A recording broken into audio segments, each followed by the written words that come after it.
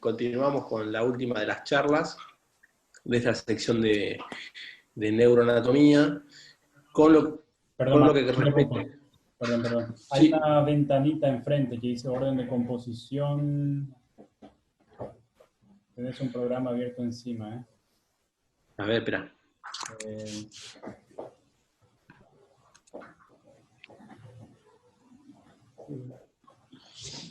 No, tenía qué raro que saliera eso. A ver ahí. Ahí está. Ahí va de vuelta. Bueno, arrancá de vuelta, presentate de vuelta y arrancás cuando quieras. Dale. Bueno, entonces para continuar y finalizar con lo que es la parte de neuroanatomía, vamos a hablar algo de venas. Lo que respecta a venas es un tema bastante complejo, se le ha dado bastante poca importancia en relación a otras cosas de la anatomía a lo largo de los años. Esto es por la gran variabilidad que existe en la anatomía de las venas del encéfalo. Es muy difícil encontrar un patrón normal o un patrón habitual, por lo cual también es muy difícil estudiar el sistema venoso, ponerle nombres a las venas, poder identificar en una cirugía o en un procedimiento vascular todas las venas que uno va viendo. Realmente es variable en cuanto al calibre y al número de conexiones que existen. Pero bueno, vamos a tratar de entrar en lo que son los conceptos generales y sobre todo lo que son los patrones más habituales que uno encuentra desde el punto de vista anatómico de las venas del encéfalo, ¿sí? ¿Y por qué es importante? Siempre arrancamos las charlas hablando de la importancia de estudiar anatomía, tanto sea uno neurocirujano como neurocirujano endovascular o neurointervencionista, sea cual sea la especialidad. Por ejemplo, cuando uno va a operar esta lesión, fíjense esta lesión tumoral, hicimos este abordaje. Cuando accedimos a la lesión veíamos que había 2 o 3 venas que pasaban por encima de la lesión, que hubo que sacrificarlas para poder acceder. Fíjense, ahí accedimos a la lesión sin ningún problema, se sacó el tumor, pero el paciente evolucionó en el posoperatorio con un poco de edema. Fíjense, en la tomografía, el paciente una hemiparesia contralateral que después con kinesiología fue recuperando, pero realmente adjudicamos esta lesión venosa o este edema a la lesión venosa que veíamos recién. Entonces uno debe estudiar anatomía para conocer las venas, para poder identificarlas correctamente, para poder preservarlas. Esto no siempre es posible, pero uno tiene que tener el concepto de que las venas tiene que protegerlas siempre.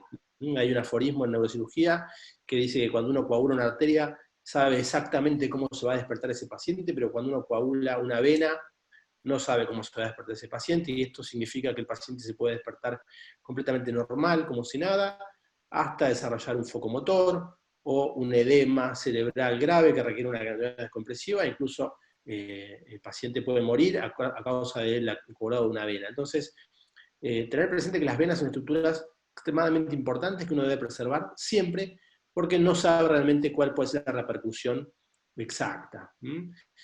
Ese es un punto. El otro punto es que a veces cuando uno aborda ciertas patologías, uno sabe que se va a encontrar en el camino de ese abordaje diferentes estructuras venosas y tiene que saber cuáles de ellas son sagradas, por así decirlo, uno las puede lesionar, y otras que a veces requiere una coagulación y sección para poder acceder. Por ejemplo, en este caso, un tumor pineal, que uno accede a través de un abordaje supracerebeloso, infratentorial, por aquí, en incisión posterior. El cerebelo sabemos que está unido con la tienda a través de venas puentes, que a veces requiere que uno las coagule y las corte sin demasiada implicancia clínica, y entonces uno puede acceder a través de este corredor a la región pineal. Sin embargo, las venas que uno encuentra a nivel profundo, la ampolla de Galeno, las venas cerebrales posteriores, las venas basales de Rosenthal, que vamos a ir viendo después, esas uno las debe preservar. A pesar de que se encuentren interpuestas en el camino, uno debe tratar de disecarlas y desplazarlas con muchísimo cuidado. Para eso es necesario estudiar anatomía de las venas. Lo que respecta a los senos venosos, nosotros sabemos que la dura madre está formada por 2 hojas, que están plegadas en la mayor parte de su superficie, pero en algunos puntos esas 2 hojas se separan, dejando lugar a espacios llenos de sinusoides venosos, que son los senos, como vemos acá, va a estar tapizado por endotelio internamente, y por donde circula la sangre venosa que proviene de todas las venas.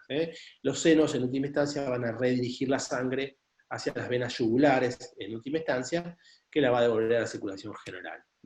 Y esos senos venosos, la mayoría de las veces, pero no siempre, pueden estar tallados en canales óseos, justamente, valga la redundancia, que están dibujados o tallados en el hueso, como es este, que es el canal del seno longitudinal superior.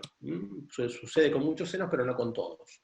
Y entonces el sistema venoso superficial, el sistema está formado por las venas y por el seno venoso que conduce esa sangre hacia las yugulares. Se puede dividir en dos grandes grupos, un sistema venoso superficial y un sistema venoso profundo. ¿Sí? El sistema venoso superficial, que recoge la sangre de lo que es la cara lateral del encéfalo y la cara medial del encéfalo, y un sistema profundo que va a recoger la sangre de las estructuras periventriculares, los ganglios basales y demás estructuras nobles que ahora vamos a hablar en detalle.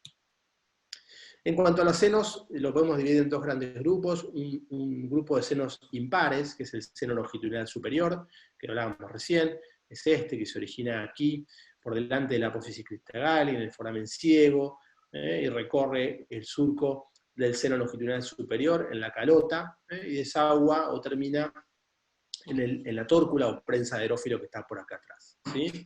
Ahora vamos a hablar un poquito más de detalle. El seno longitudinal inferior, que se extiende por el borde libre de la hoz del cerebro hasta esta que es la ampolla de Galeno, el seno recto, que comunica la ampolla de Galeno o la vena de Galeno entonces con lo que es la prensa de aerófilo o tórcula, el seno basilar por delante de la protuberancia y la arteria basilar en lo que es el clivus, y el seno suboccipital, un seno que encontramos inconstantemente cuando hacemos los abordajes a la región suboccipital del cerebelo, ¿sí? En la dura madre. Estos serían los senos impares, fíjense como algunos sí están tallados en el hueso o recorren canales que son en el hueso, y otros simplemente están comprendidos en la dura madre. ¿Sí? Aquí vemos el seno basilar que nombrábamos anteriormente, y tenemos los senos pares, los senos pares son los senos laterales, que se originan acá en la prensa de aerófilo y corren, ¿sí? Por la tienda, por los bordes de la tienda, hasta los senos sigmoideos, que están aquí. Los senos tentoriales, que son los que se encuentran entre las dos hojas de la tienda del cerebelo. Los senos cavernosos, aquí, una estructura extremadamente compleja que requiere un análisis muy particular. Los senos petrosos, ya sea el superficial, el superior o el inferior. Y los senos esfenopetrosos, esfenobasales y esfenoparietales, que son los desagües propios que tiene la vena cerebral media o arteria silviana, o vena silviana, perdón, que ya vamos a ver un poquito más en detalle. ¿Sí? En lo que respecta a la prensa de aerófilo o tórcula, es un confluente venoso quizás el más importante, que recibe al seno longitudinal superior y al seno recto, como lo vemos aquí. Fíjense acá lo que hizo, se lateralizó el occipital, el lóbulo occipital, y vemos la hoz del cerebro y la tienda, y la unión falcotentorial al seno recto, terminando también junto con el seno longitudinal superior en la tórcula o prensa de aerófilo. Esta tórcula o prensa de aerófilo va a dar origen hacia ambos lados, a los senos laterales, ¿sí? Que van a terminar en los senos sigmoides, como veíamos anteriormente. Fíjense esta distribución, en donde el seno longitudinal superior, si bien pareciera terminar en la tórcula o prensa de aerófilo, da la sensación que se comunica casi directamente con lo que es el seno lateral, del lado derecho. Mientras que el seno recto se comunica prácticamente, si bien es un confluente que recibe a los dos senos, pero prácticamente pareciera que se comunica con el seno lateral del lado izquierdo. Esto es bastante frecuente, es la variante anatómica más frecuente, y uno puede decir que la yugular derecha recibe prácticamente la mayor parte de la sangre del seno longitudinal superior, esto significa de las estructuras superficiales del encéfalo, mientras que el seno recto lleva sangre hacia la yugular del lado izquierdo. ¿Y esto qué significa? Que si uno lesiona, ya sea quirúrgicamente o por lo que fuera, un seno de un lado, el seno derecho, quizá la manifestación clínica no va a ser la misma que si lo lesiona del lado izquierdo. ¿Sí? Hay una prueba que tiene un nombre propio, que no tiene la más mínima importancia el nombre, pero una prueba que si uno comprime una vena yugular durante un tiempo determinado del lado derecho y lo hace del lado izquierdo, hay una diferencia en la sintomatología que va a presentar el paciente. Por supuesto que estas pruebas ya no se realizan más, pero en algún momento se hacían, y eso significa o está dado por la diferencia de irrigación que existe a nivel de la tócula, ¿sí? En lo que respecta a las lagunas son espacios también venosos, comprendidos entre las dos hojas de la dura madre de la convexidad. Fíjense, acá lo que se hizo fue retirar toda la dura madre preservando las lagunas. Esto es importante porque a veces uno hace un abordaje quirúrgico y se aleja de la línea media y se queda tranquilo que no va a acceder al seno porque está lejos, y la realidad es que a veces se puede encontrar con estas lagunas que suelen ser un problema durante el procedimiento quirúrgico. Tener en cuenta que estas lagunas a veces se encuentran hasta 3 centímetros de la línea media. Entonces cuando uno va a acceder quirúrgicamente por una incisión paramediana, tiene que saber que puede encontrarse hasta 3 centímetros con alguna laguna. Estas son más frecuentes a nivel frontal, van desapareciendo a nivel posterior, ¿sí? Y fíjense cómo este grupo del seno longitunal superior, que vamos a ver después, va recibiendo a las diferentes venas del encéfalo, que a veces desaguan directamente y a veces lo hacen a través de las lagunas. Entonces, hablamos de grupos, los grupos venosos que están formados por el seno y por las venas que recibe, y hablamos de un grupo sagital superior, que va a estar formado por el seno longitudinal superior y sus venas tributarias. Las venas prácticamente son las de la cara lateral del lóbulo frontal, el lóbulo parietal y el lóbulo occipital. Son un número variables, en algunas nomenclaturas se les otorga el nombre de frontal anterior, frontal medio y posterior, precentral, central, las venas parietales anteriores y posteriores, occipitales. Realmente es muy difícil poder, ya sea por vía quirúrgica o por vía endovascular, poder darle un nombre a las venas que uno va viendo. Normalmente no están todas, son inconstantes, a veces hay más, a veces hay menos, a veces están formando troncos comunes. Esto es lo dificultoso de las venas, que no respetan un patrón tan habitual como lo hacen las arterias. Pero bueno, uno puede diferenciar las diferentes venas. Lo que sí sabe es que las venas de la parte anterior llegan al seno longitudinal superior generalmente de adelante hacia atrás. Y a medida que uno se va haciendo más posterior en las venas, como vamos a ver después, van llegando en sentido más inverso, ¿sí? Fíjense, a medida que uno va hacia atrás, las venas empiezan a llegar hacia el seno longitudinal superior a contracorriente del seno, ¿sí? Esto es bastante frecuente.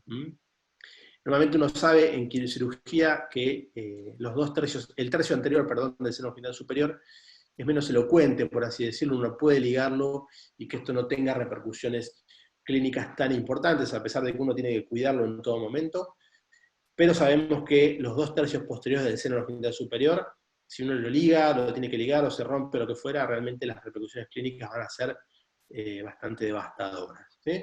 Entonces el grupo sagital superior va a recibir las venas del lóbulo frontal, de la cara lateral del lóbulo frontal, parietal y occipital, como estamos viendo aquí. Ahora vamos a hablar de esta otra vena, que es una de las venas anatomóticas, ¿sí?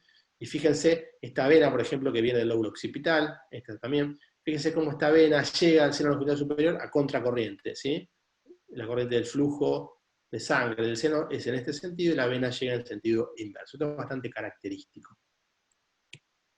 Y como dijimos anteriormente, esta es una disección donde se retiró parte del hemisferio derecho para poder ver las venas de la cara medial, cómo llegan al seno longitudinal superior, formando parte también de lo que es el grupo sagital superior. Fíjense las lagunas venosas a ese nivel.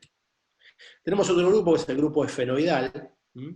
El grupo esfenoidal básicamente va a estar dado por los senos venosos, en donde desagua la vena silviana superficial, esta vena que corre por la fisura de Silvio, que veíamos en las charlas anteriores, va a terminar generalmente en este seno, por debajo del borde libre del ala menor del esfenoide, que es el esfeno parietal. Pero a veces este seno puede estar más abajo, y tiene otros nombres como esfeno basal o esfeno petroso, son más inconstantes. Fíjense las venas como desaguan, ¿sí? Justamente a nivel del seno. Acá hay una vena, habíamos hablado de que este complejo venoso podía ser único o como única vena o múltiple. Son 2 venas, fíjense cómo están desaguando en el seno esfenoparietal, en el grupo esfenoidal. Lo que es el grupo tentorial va a estar dado principalmente por los senos laterales que veíamos anteriormente, que recibían al seno longitudinal superior y al seno recto, que se convierten en los senos sigmoides, que van a terminar en el foramen yugular, dando origen a las venas yugulares, que van a terminar sacando toda la sangre del encéfalo, ¿sí? A través de todos los sistemas venosos que estamos viendo. También tenemos en lo que es el grupo tentorial al seno petroso superior, en el borde superior del peñasco, fíjense, ahí, y algunos senos ubicados entre las dos hojas de la tienda. Acá lo que se hizo fue retirar el hemisferio cerebral izquierdo, preservando el derecho.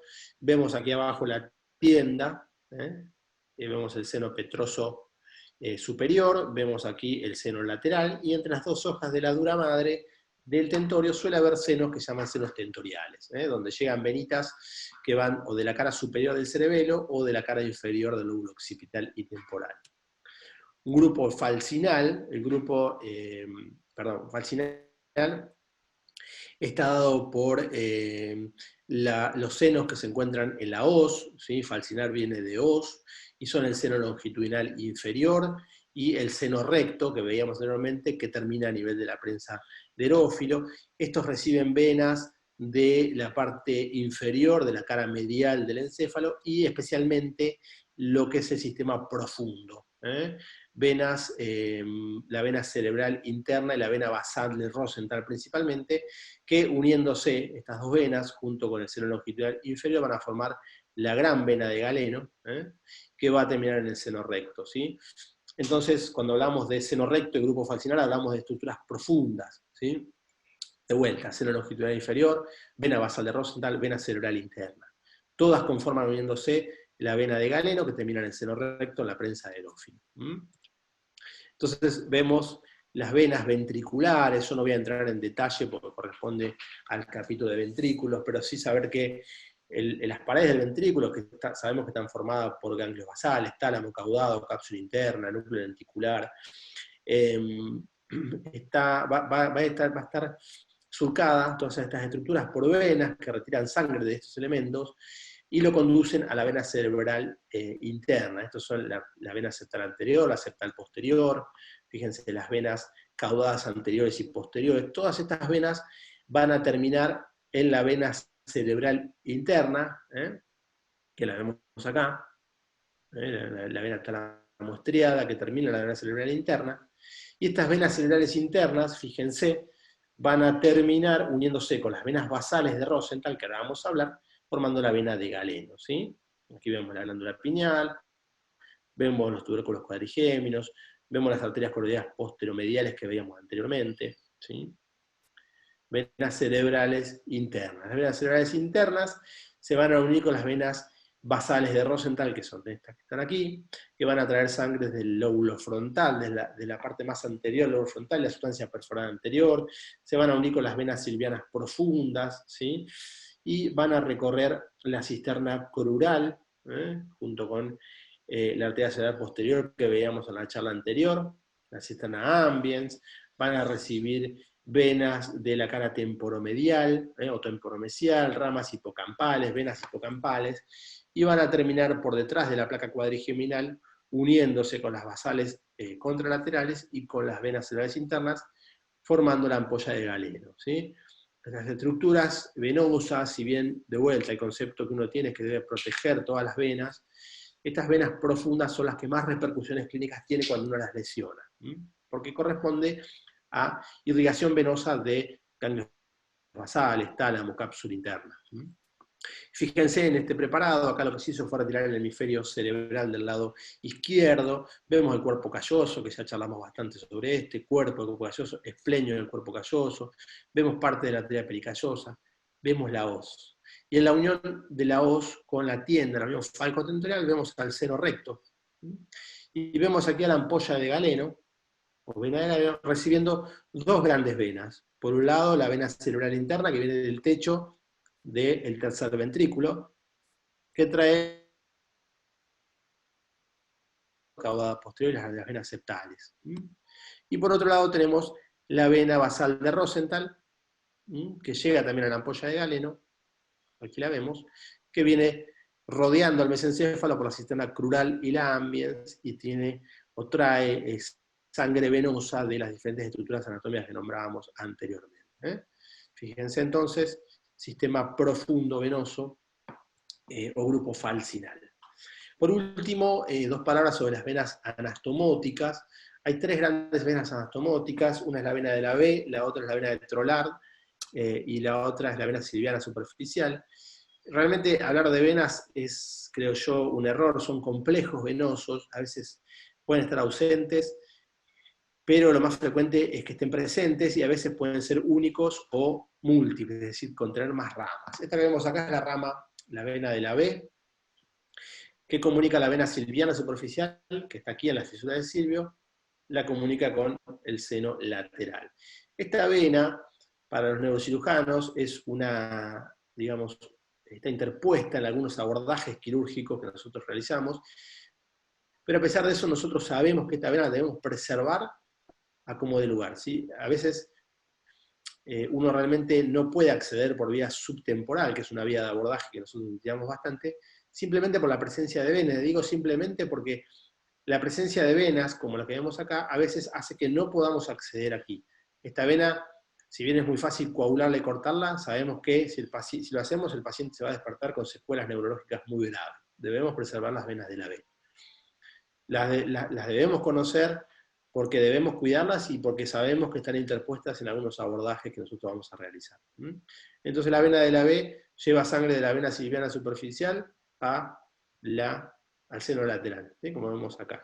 Y en este caso vemos que está duplicada, pero normalmente es una sola vena que nace de la extremidad más posterior de la vena silviana superficial.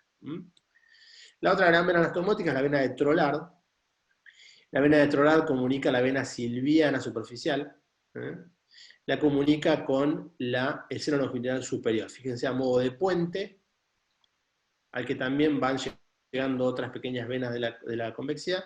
Este puente, también llamado vena del Trollard, también es un complejo, a veces está como una sola vena y a veces es un complejo venoso difícil de identificar, pero es una vena que debemos preservar siempre, ya que es un desagüe bastante habitual, no solamente de la vena silviana superficial, sino de todas estas pequeñas venas que de la cara lateral. Si uno lesiona la vena de Trollard, normalmente el paciente va a tener secuelas neurológicas. Debemos preservarla, vena de Trollard. Y por último, la vena silviana superficial es también considerada una vena anatomótica. Recorre la fisura silviana, suele ser una o estar dividida en múltiples ramas, a veces son unos complejos formados por 5 o 6 venas voluminosas. Realmente desde el punto de vista quirúrgico nos importa porque nosotros accedemos a la fisura silviana y a veces las venas están interpuestas en el camino y nos dificulta la apertura de la fisura realmente. Fíjense, la vena de la B que hablamos anteriormente. Esta es otra vista superior para ver mejor la vena de Trollard, cómo está llegando, comunicando la vena silviana superficial con el seno longitudinal superior. Y lo que hablábamos de la vena silviana, esta es una imagen que ya habíamos visto, recorre la fisura silviana y terminan allá adelante en el seno parietal por debajo del ala menor del efenoides, que va a terminar en última instancia en los senos cavernosos. Nosotros podemos coagular la vena en este nivel, tratamos de evitarlo, pero si hace falta lo podemos hacer. Gracias a la vena de la B y la vena de Trollard, la vena silviana superficial tiene otras vías de escape, y podemos coagular a veces en los abordajes pretemporales, donde accedemos por delante al lóbulo temporal. Debemos coagular estas venas, tratamos de evitarlo, pero se puede hacer sin que tenga demasiada repercusión clínica para el paciente. Eso es todo, muchas gracias.